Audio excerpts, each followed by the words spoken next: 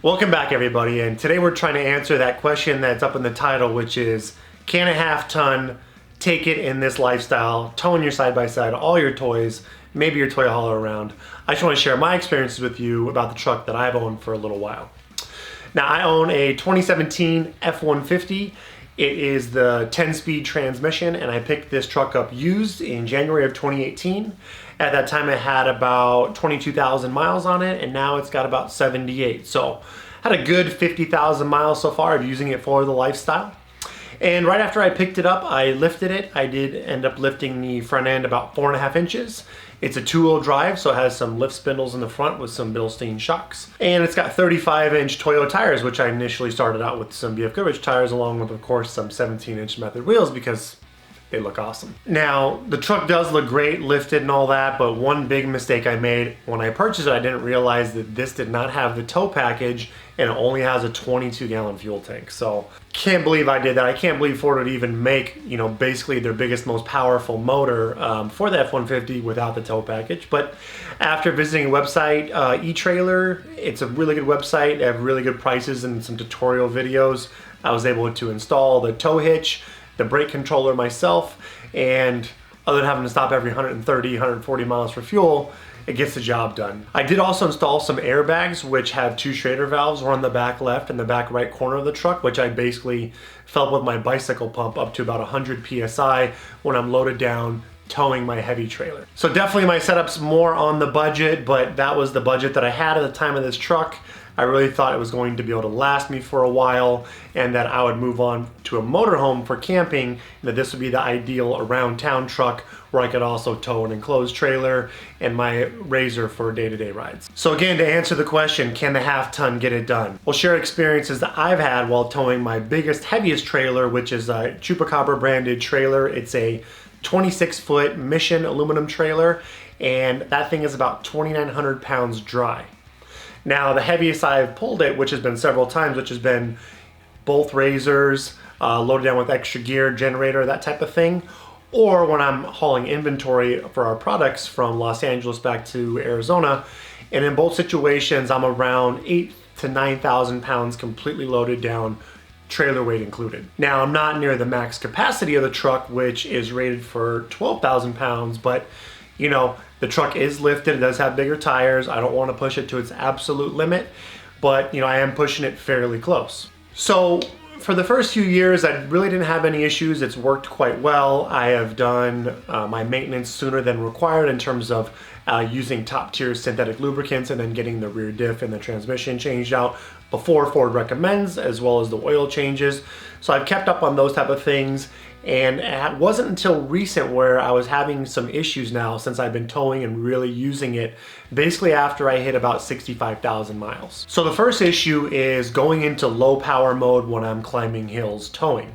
Now, basically I will have to slow down. Like I said, it's got a 10-speed transmission. You can stay down in third, fourth gear. I'm going up hills at about 35 to 40 miles per hour. This has even happened to me towing my big trailer empty. Particularly, of course, when it's hot. Now, once we do get to the top of the hill and crest it, the motor does cool down right away. You get your full power back, but it is pretty annoying. It is scary when it's 115 degrees. You're going from point A to B. The last thing I'd want, particularly if I had my family with me, is to have a truck issue or a breakdown when it's scorching hot like summer temps here in the Southwest. Now, I haven't really looked in to see if there's a resolution for that, something aftermarket I can buy to help with that, but that's just what it is, what I've been experiencing as of late. Moving on to another issue I had, I ended up having a valve cover that started leaking. It was really bizarre because I wasn't leaving an oil spot in my driveway, but once I started driving, I could smell oil, which was the result of the valve cover leaking. The oil would drip onto the header and the header would burn the oil off. I did have that fixed. It was about $700. The truck's been running fine since then. I thought it was just a weird issue since I'd owned an F-150 in the past and it worked okay. Felt like it was a little weird to happen on a truck that doesn't even have 100,000 miles on it. And the third issue that I've had with it recently is this rattle upon startup. Now, I've done a little bit of research. I'm going to be taking it back to my local shop. I'm not sure if that's related to the timing chain or some other thing. I've only done a little bit of research. My truck's out of warranty, of course, so I'm gonna have to eat it out of pocket, whatever it is. I've heard this is an Ecoboost problem on particular model years and different motors from Ford, so it's an annoyance. It only started about 5,000 to 7,000 miles ago, but particularly if the truck will sit for more than a day or two, it's pretty loud right when you turn it on. So as we head into desert season, we're gonna be doing a lot of events, we're doing a lot of towing. I'm really concerned about it. I'm gonna make sure I get it resolved and find out what the issue is. So again, I'm not having any issues when I am on the road trying to make it to all these events. Since I've been towing, one thing I've been really worried about is the brakes. Now, I did do a brake inspection a little while ago. They said the pads were good, but recently I was noticing a spongy feel, so I took it to a brake shop, ended up replacing the master brake cylinder. It ended up only being about 350 bucks with labor, so it wasn't that big of a deal.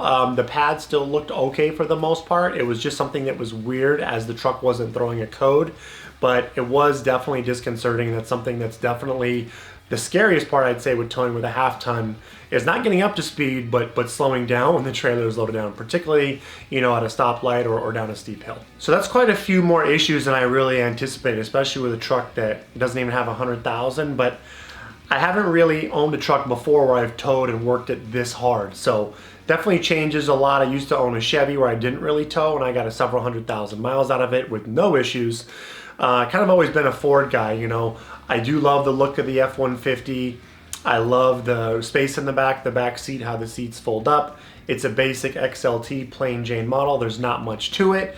Maybe in the future I will upgrade and get something with leather seats because it's easier to clean up, of course, if the kids make a mess or I make a mess. But I was on a budget and really wasn't thinking I was going to need to buy a diesel until recently. So honestly, after having these issues, after kind of changing my game plan up, I think the new direction is that I will be purchasing a diesel. So all you diesel lover guys, chime in the comments, let me know what you think. I'm thinking a couple year old used Ford or Chevy. Again, I really kind of always been a Ford guy. I like the look of the Super Duties. Let me know your thoughts, guide me one way or another, but I'm really thinking, of course, four-wheel drive F-250, so I can maybe get into a toy hauler, fifth wheel for glamorous trips, and of course tow my trailer much easier than what I'm currently experiencing now. So I hope that answers the questions for you. This is just one man's opinion and experiences, but as you can tell, a diesel's on the horizon for me. To answer the question, can a half-ton get it done? Yes, it does. It's kind of like having a snack. I think for this lifestyle, you really need a diesel. I always love the enclosed trailer, a big trailer, because these toys just keep getting bigger.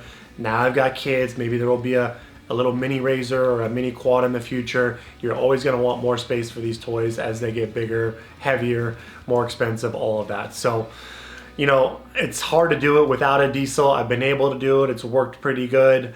Try to keep up on my maintenance and get these repairs taken care of as soon as they happen.